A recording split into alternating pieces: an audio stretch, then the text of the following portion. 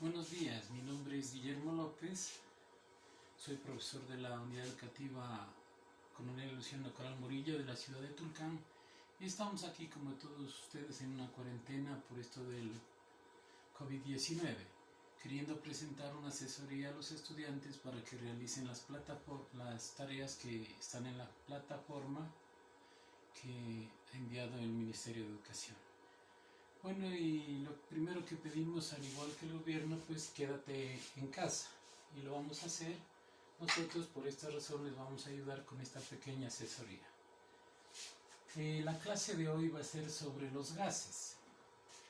Los gases, nosotros sabemos que se encuentran en la naturaleza y lo que vamos a ver ahorita es el objetivo de esta clase es conocer las propiedades, la utilidad y cómo se encuentra en la naturaleza. Vamos a empezar con las propiedades de los gases.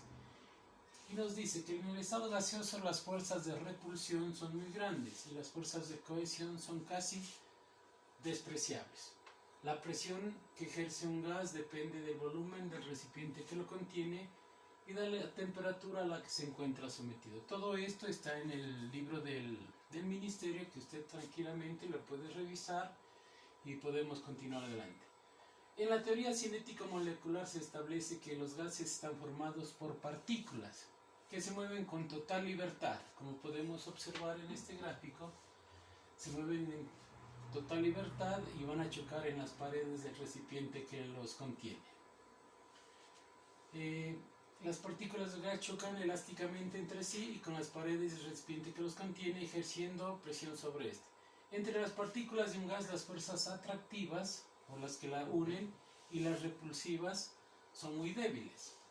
El volumen de las partículas de los gases se considera despreciable comparado con el volumen que ocupa un gas. El estado de agitación de las partículas de un gas es proporcional a la temperatura de este.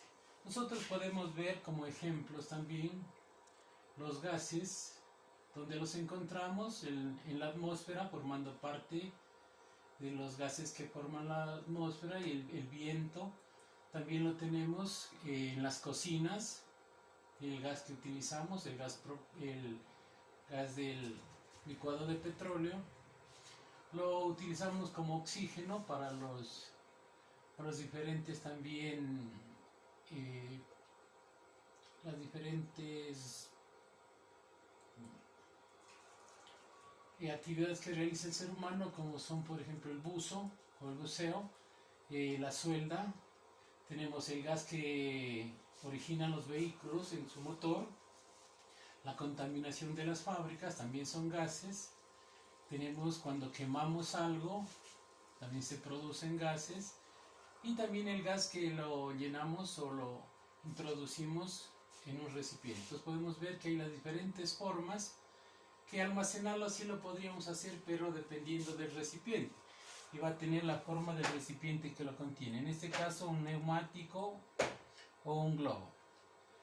Entonces podemos concluir de esta manera, que dice que las características de los gases son las siguientes: capacidad para expandirse y comprimirse, tiene forma y volúmenes variados dependiendo del recipiente en que lo podemos contener, presenta una densidad muy baja debido a la gran separación que hay entre sus partículas. Entonces, esto es en cuanto a los gases. Podemos ver que no solo el hidrógeno, el oxígeno, el nitrógeno son gases, sino que se presentan también formando parte de algunos compuestos. En este caso tenemos, por ejemplo, el ácido cianhídrico o el cianuro de hidrógeno, que como característica es muy tóxico, tenue, su olor es parecido al de unas almendras amargas. El ácido clorhídrico o cloruro de hidrógeno también es un gas tóxico, corrosivo, muy irritante.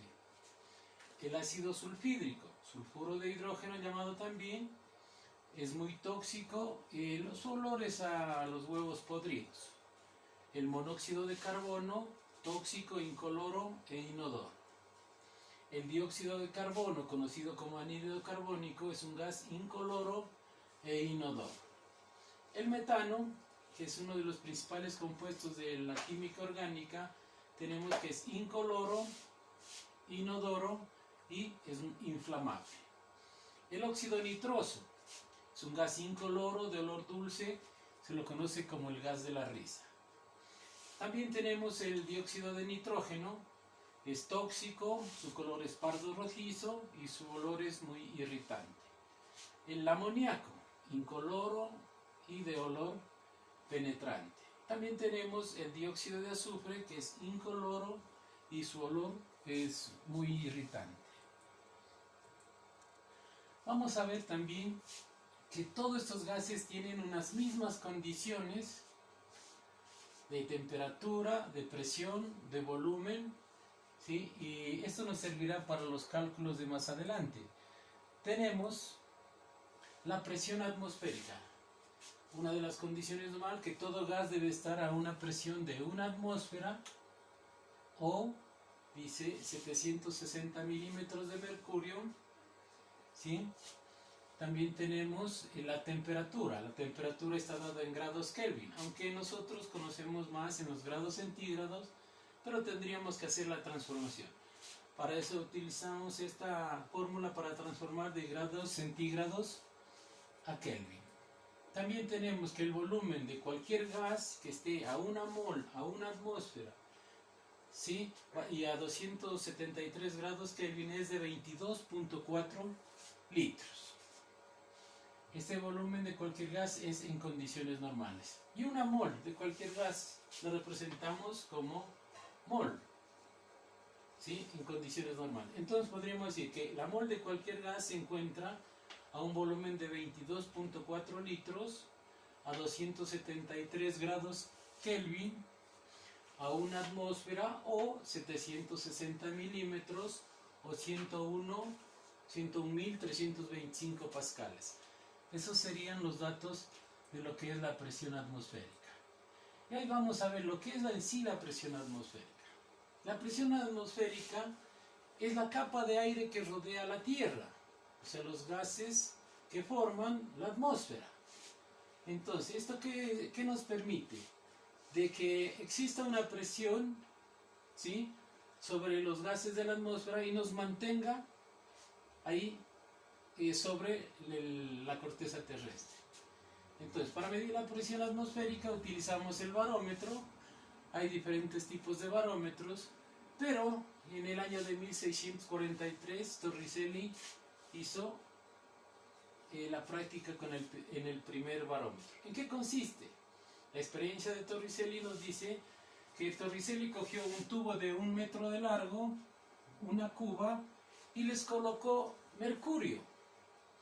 Y pudo ver que el mercurio empezó a descender, pero llegó hasta ese punto. Había llegado hasta 760 milímetros de mercurio y lo de la cuba no se regó. ¿Por qué? Porque la presión que ejerce la atmósfera evitaba de que el mercurio se salga de la cuba. Como ustedes saben, mercurio, uno de los metales líquidos. Entonces aquí se pudo comprobar también lo que hemos dicho anteriormente, que las condiciones normales de un gas es una atmósfera y se lo debe medir en eso. Si se nos da otras cantidades tendremos que hacer unos cálculos o unas transformaciones. Y vamos a ver que la presión varía con la altura. ¿A qué se refiere esto? La presión atmosférica varía con la altura respecto al nivel del mar. A medida que vamos ascendiendo, la presión va disminuyendo. Ejemplo, si nosotros nos encontramos a nivel del mar a 0 metros, ahí la temperatura va a ser de una atmósfera. O lo que es igual a ¿qué? A 760 milímetros de mercurio. Entonces aquí nos dice que la presión atmosférica varía inversamente proporcional con la altura. Quiere decir que por cada 100 metros de altura que ascendemos, la presión va a bajar 10 milímetros. Entonces aquí ponemos 0 metros y aquí pondríamos 760 milímetros de mercurio. Entonces, si yo asciendo 100 metros, la presión descendería 10 milímetros de mercurio. Así sucesivamente, si haciendo 200, 300, 400, aquí ya iríamos 720 en 420. Esto nos permitirá calcular la presión a la que se encuentran algunas ciudades. Aquí tenemos, por ejemplo, nos dice que la presión en Quito es de 540 milímetros, ¿sí? Y que calculemos a cuántas atmósferas se encuentra. Entonces, lo podemos hacer este cálculo primero para transformar de milímetros a atmósfera. Entonces, ¿qué es lo que tenemos que hacer? Vamos a transformar, y lo que vamos a hacer, por ejemplo, es vamos a transformar y vamos a hacer, dice, tenemos dos formas de transformar. La una es utilizando el factor de conversión, que nos dice que la ciudad de Quito se encuentra a 540 milímetros de mercurio de presión, ¿sí? Entonces vamos a transformar atmósferas. El factor de conversión nos dice que una atmósfera es igual a 760 milímetros de mercurio. Entonces, como vamos a simplificar, las magnitudes que se repiten se simplifican. Nos da como resultado 0,72 atmósferas. También lo podemos hacer con una regla de 3 en la que nos indique que una atmósfera es igual a 760 milímetros de mercurio. Y si en 540 milímetros, ¿cuántas atmósferas habrá? Tenemos que nosotros tener en cuenta que donde tengamos atmósferas debemos colocar lo que es atmósferas. Y donde tengamos milímetros de mercurio lo haremos de esa forma. Entonces ahí tenemos el resultado. Vamos a hacer unos ejercicios que los tendrá que realizar usted. Y lo que nos pide, dice, a ver, borramos, ya encontramos el borrador. Dice, en 5 ciudades del planeta obtenemos la altura a la que se encuentra y calculamos la presión atmosférica. Igual que el ejercicio anterior, pero lo que nos pide aquí, por ejemplo, vamos a encontrar la altura. La ciudad de Tulcán se encuentra a 2.956 metros. Vamos a poner Tulcán.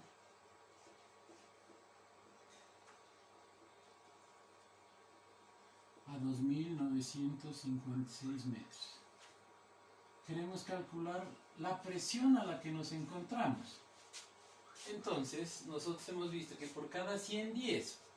Por cada 50, por cada 500 metros sería 500 metros serían 50. Entonces, 760 menos 50, 710. Si tenemos 1000 metros, entonces serían 660. ¿Sí? 1000, perdón, aquí nos falta un 0. Si tenemos 1500, sí tendremos que hay 610 milímetros de mercurio. Este está dado, en milímetros de mercurio. Vamos a ver en 2000, en 2500 serían ya 510. Ese sería el dato que tenemos, ese sería solamente el dato. Entonces ya tenemos 2500, hemos pasado. Ah, no, llegamos, nos falta todavía 3000. 3000 metros. Vamos a ver entonces la presión descendería a 50. 400 sería cuánto aquí, 510 sería 460. Más o menos nos encontraríamos a una presión aproximada que sean 3000 a 460 milímetros de mercurio. Y si queremos sacar eso a atmósferas, entonces hacemos 460 milímetros de mercurio por una atmósfera y sobre los 760 que tiene la atmósfera. Entonces el cálculo le hacen y está resuelto el primer ejercicio. Entonces lo que nos sale es en atmósferas a las que nos encontramos. ¿Sí? También tenemos que hablar sobre otras de las condiciones normales. Ahí tenemos las ciudades sobre el ejercicio: Tulcán, Nueva York, Ottawa, Guayaquil y La Paz, Bolivia. Entonces vamos a continuar nosotros haciendo otro de los elementos que interviene en lo que es los gases, y es la temperatura. Y aquí nos habla del cero absoluto. Entonces, por ejemplo, nosotros sabemos que las partículas o las moléculas que forman el gas se encuentran en total movimiento. Si vamos disminuyendo la temperatura, las partículas se van quedando sin movimiento.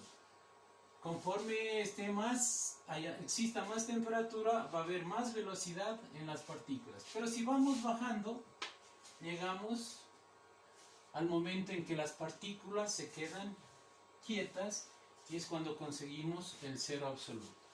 El cero absoluto se refiere, dice, a la temperatura en la cual las partículas de los gases ya no se mueven. Esta temperatura es la más baja posible alcanzada por el ser humano. Según la ley tercera de la termodinámica, el cero absoluto es un límite inalcanzable y en la escala Kelvin equivale a menos 273. ¿Por qué se utilizó la escala Kelvin como en la temperatura? Porque nos permite bajarnos. Si nosotros tenemos que, por ejemplo, a 0 grados centígrados el agua se congela, y a 100 grados centígrados el agua hierve. También tiene que ver la presión, la altura, va a variar en algunas ciudades también. Dice, en nuestra ciudad, por ejemplo, a 2 grados estaría congelando, y a 89, 90 estaría hirviendo. Entonces nos dice aquí 0 grados centígrados, y para nosotros no seguir trabajando con menos 10, menos 20 grados, menos 30, menos 40, entonces se aplicó el cero absoluto. Y dice que el cero absoluto, cuando nosotros llegamos al cero absoluto, ¿sí?, estamos hablando de menos 273,15 grados. Entonces, para transformar de grados centígrados a Kelvin, sabemos que aquí a 0 grados centígrados tenemos 273 Kelvin. En el cero absoluto, los grados Kelvin solamente se pone la letra K, no se le pone el símbolo de grados.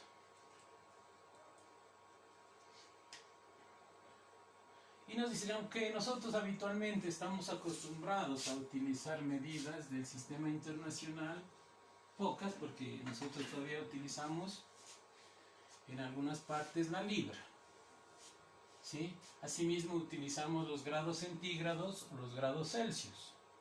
Y tenemos aquí, por ejemplo, la relación, lo que les decía, que la temperatura absoluta es igual. Nosotros habíamos visto 0 grados. Si los grados centígrados eran 0, entonces sumamos más 273. Y la temperatura Kelvin se la representa con la letra T, es igual a 273 Kelvin. ¿Sí? Entonces, eso es lo que se refiere al cero absoluto. Aquí tenemos unas fórmulas que nos van a permitir transformar, porque no siempre recibiremos en los ejercicios, por ejemplo, vamos a tener si nosotros hablamos solamente en grados centígrados o grados Celsius, podemos tener en Fahrenheit, en Kelvin, también en Rankine. Aquí tenemos unas fórmulas que las debemos aprender. En una conversión dice a grados Celsius de grados Fahrenheit a Celsius. Aplicamos la fórmula. Grados centígrados es igual a grados Fahrenheit menos 32 dividido para 1.8. Los grados Celsius, a grados Fahrenheit, entonces tenemos grados Fahrenheit es igual a grados centígrados por 1/8, perdón. Los grados Fahrenheit a Kelvin, grados Kelvin es igual a grados Fahrenheit más 459,67 y esto dividido para 1.68. Y tenemos que de grados Kelvin a Celsius, ponemos grados Celsius es igual a Kelvin menos 273. Y lo inverso de Celsius a Kelvin, Kelvin es igual a grados centígrados más 273. Entonces, aquí podemos hacer los ejercicios y podemos transformar lo que nos pida. Nosotros vamos a transformar, dice, 300...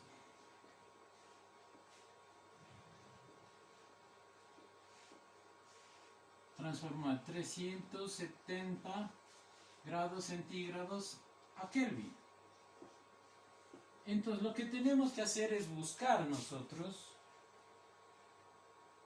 qué fórmula aplicar. En este caso tenemos que la incógnita es grados Kelvin y tenemos grados centígrados. Entonces utilizaremos esta fórmula que nos dice Kelvin es igual a grados centígrados más 273. Entonces nosotros vamos a poder utilizar, si aquí tenemos, dice que para calcular los grados Kelvin, Kelvin es igual 370 grados centígrados más 273.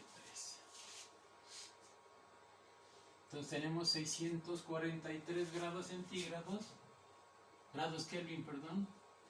Tenemos 3, 14, 3 y 2, 5, 643 Kelvin. Entonces, esa sería la fórmula de calcular los grados centígrados a Kelvin. Utilizando las fórmulas anteriores, como habíamos dicho, buscando cuál es la incógnita y podemos utilizar y encontrar cualquier tipo de grado. Estas son bases para las transformaciones y para entrar a las leyes de los gases.